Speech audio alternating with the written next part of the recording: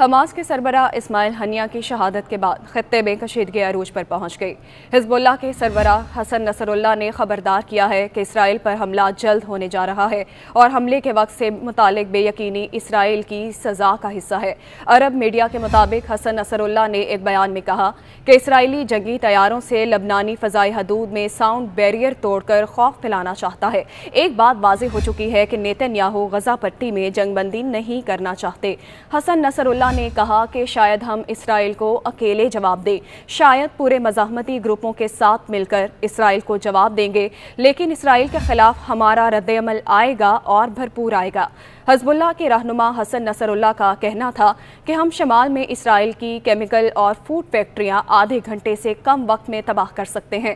اسرائیلی حملے میں کمانڈر فواز شکر کی شہادت سے حزب اللہ کو بڑا نقصان پہنچا۔ اسماعیل ہنیہ کی شہادت سے حماس سمیت حزب اللہ کو بھی دھچکا پہنچا۔ حسن نصر اللہ کے بیان کے بعد اسرائیلی قصبوں میں خطرے کے سائرن بج گئے۔ ادھر ایرانی دارالحکومت تہران میں حماس کے سربراہ اسماعیل ہنیہ کی شہادت کے بعد ایران بھی میدان میں آ گیا ہے۔ امریکی اخبار وال اسٹریٹ جرنل نے دعویٰ کیا ہے کہ ایران نے راکٹ لانچرز کو حرکت میں لانا شروع کر دیا۔ رپورٹس کے مطابق امریکی اخبار وال اسٹریٹ نے دعویٰ کیا ہے کہ راکٹ لانچرز کی منتقلی کے ساتھ ساتھ ایران نے جنگی مشقیں بھی شروع کر دیں۔ وال اسٹریٹ جرنل کی جانب سے کیے گئے دعوے میں مزید کہا گیا ہے کہ ایران کی سرگرمیاں ظاہر کرتی ہیں کہ ایران آنے والے دنوں میں اسرائیل پر بڑے حملے کی تیاری کر رہا ہے۔ ایرانی پاسداران انقلاب نے کچھ روز قبل اعلان کیا تھا اسماعیل ہنیہ کی شہادت کا بدلہ مناسب وقت، مناسب جگہ اور طریقے سے لیا جائے گا۔ ادھر ایرانی صدر مسعود پزشکیان کا کہنا ہے کہ صہیونی حکومت کو اسماعیل ہنیہ پر حملے کا خمیازہ بھگتنا پڑے گا۔ تفصیلات کے مطابق ایران کے صدر مسعود پزشکیان کی اردن کے وزیر خارجہ ایمن الصفدی سے ملاقات ہوئی، جس میں ایرانی صدر مسعود پزشکیان نے مشرق وسطی اور بین الاقوامی سطح پر امن اور فلسطین میں صہیونی حکومت کے مظالم روکنے کی ضرورت پر زور دیا۔ ایرانی صدر مسعود پزشکیان کا کہنا تھا کہ صہیونی حکومت نے تہران میں اسماعیل ہنیہ پر حملہ کیا۔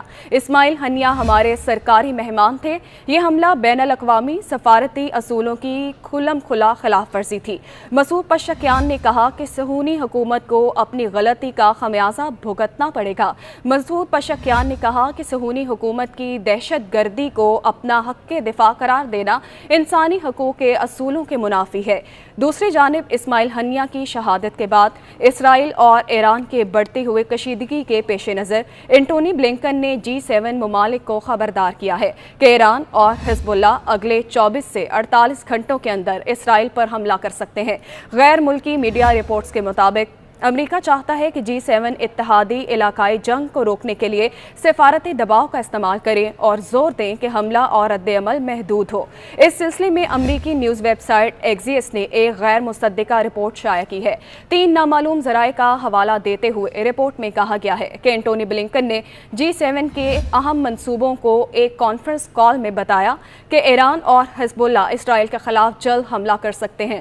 بلنکن کا کہنا تھا کہ امریکہ کا خیال ہے کہ ایران اور حزب اللہ دونوں جوابی کارروائی کریں گے، تاہم واشنگٹن کو حملوں کا صحیح وقت معلوم نہیں یا یہ کہ وہ کیا شکل اختیار کریں گے۔ اینٹونی بلنکن نے G7 کو یہ بھی بتایا کہ امریکہ ایران اور حزب اللہ کو اپنے حملوں کو محدود کرنے اور کسی بھی اسرائیلی رد عمل کو روکنے کے لیے قائل کر کے کشیدگی کو روکنے کی امید رکھتا ہے۔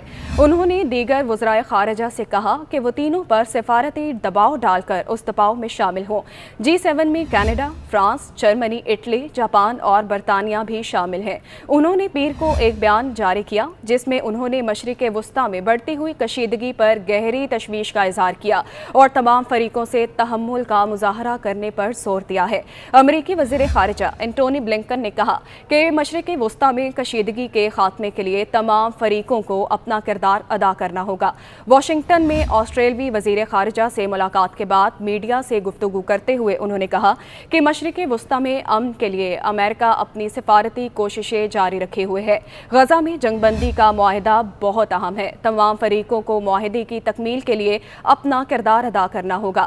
ایکزیس کے مطابق تازہ ترین خبر یہ ہے کہ صدر بائیڈن اور نائب صدر ہیرس کو ان کی قومی سلامتی کی ٹیم نے بتایا کہ ابھی تک واضح نہیں ہے کہ ایران اور حزب اللہ کب اسرائیل پر حملہ کر سکتے ہیں اور خاص طور پر یہ کہ یہ حملہ کس نوعیت کا ہوگا۔